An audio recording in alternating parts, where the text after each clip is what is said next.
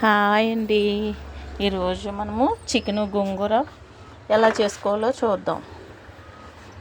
చాలా బాగుంటుంది. ముందు కళాయి పెట్టుకొని ఆయిల్ వేసుకొని సన్నంగా కట్ చేసుకున్న ఆనియన్స్ వేసుకుందాం.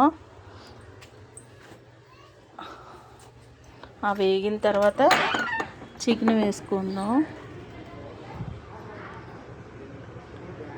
చికెన్ బాగా వేగేలోపు మనం గోంగూర రెడీ చేసుకుందాము.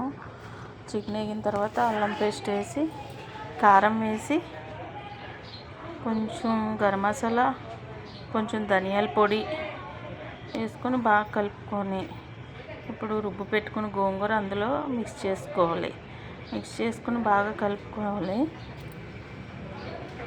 కలుపుకొని కొంచెం వాటరు, ఉప్పు వేసుకొని కొంచెం నీళ్ళు పోసుకుంటే కొద్ది కూర గ్రేవీలాగా వస్తుంది అన్నమాట. మటను గోంగూర బాగుంటుంది, చికెను గోంగూర కూడా బాగుంటుంది.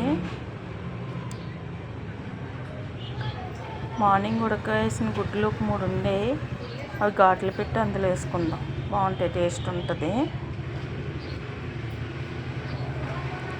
ఇలా మీరు కూడా ట్రై చేయండి ఫ్రెండ్స్. ఇంకేమైనా వంటలు కావాలంటే కామెంట్ చేయండి. మీకు ఏమేమి కావాలో అవి చేసిస్తాము. Please like